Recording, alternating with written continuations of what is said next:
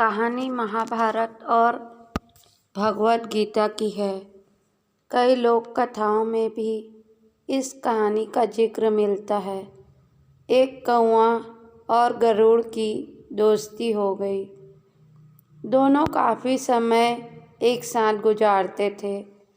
उनमें मित्रता इतनी गहरी हो गई थी कि आपस में कोई भी बात नहीं छिपाते थे। एक दिन दोनों एक नदी के किनारे पेड़ पर बैठे बात कर रहे थे। तभी यमदूत उधर से गुजरा। वो कौवे को देखकर मुस्कुराया। गरुड़ और कौवे ने उस यमदूत को अनदेखा किया और अपनी बातों में लग गए। लेकिन अगले दिन फिर वही हुआ। दोनों बातें कर रहे थे, तभी वो यमदूत फिर उधर से गुजरा और कौवे को देखकर मुस्कुराया। इस बार कौवे को कुछ शंका हुई। उसने गरुड़ से कहा कि ये यमदूत मुझे देखकर कल भी मुस्कुराया था और आज भी वैसे ही मुस्कुराया। कुछ गड़बड़ है। हो सकता है मेरी मृत्यु आने वाली है। गरुड़ ने उसे समझाया कि ऐसा कुछ नहीं, ये एक संयोग भी हो सकता है। तुम चिंता मत करो। 2-3 दिन और ऐसे ही निकले। रोज यमदूत कौवे को देखकर मुस्कुराता। अब तो कौवे को यकीन हो गया कि निश्चित ही मेरी मौत नज़दीक है। उसने गरुड़ से कहा, मित्र, मैं मरना नहीं चाहता, लेकिन ये यमदूत जरूर 1-2 दिन में मेरे प्राण निकाल कर ले जाएगा।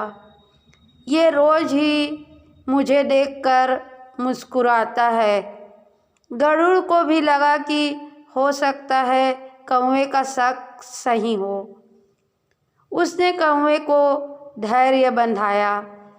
गरुड़ ने कौवे से कहा, तुम चिंता मत करो मित्र, मैं तुम्हें यहाँ से इतनी दूर ले जाऊँगा कि ये यमदूत तुम्हें दिखाई ही नहीं देगा। गरुड़ ने कौवे को अपनी पीठ पर बिठाया और उसे जंगल से हजारों किलोमीटर दूर कैलाश पर्वत पर ले गया। दोनों को अब ये डर नहीं रहा कि यहाँ उन्हें कोई परेशान कर सकता है। लेकिन वे जैसे ही कैलाश पर्वत पर पहुँचे और एक गुफा तक पहुँचे, वहाँ वो यमदूत पहले से मौजूद था। उसने कौवा को देखते ही उस पर पास फेंक कर उसके प्राण ले लिए। गरुड़ देखता रह गया। उसने यमदूत से पूछा, तुमने इसे क्यों मारा?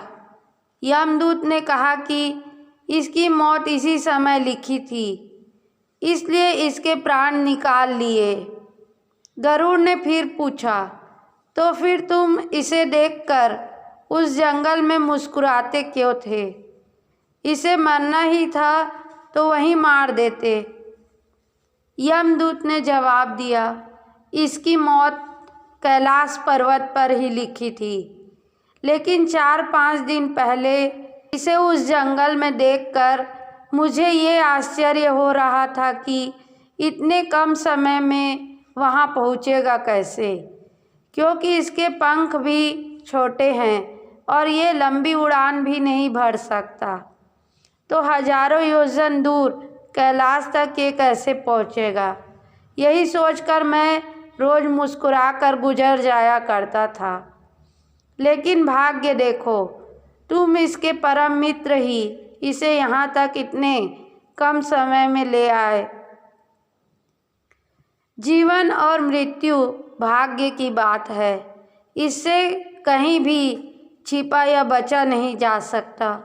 जब तक जिंदगी है तब तक आपको कोई मार नहीं सकता, लेकिन अगर मृत्यु निकट है तो कोई कोशिश आपको बचा नहीं सकती।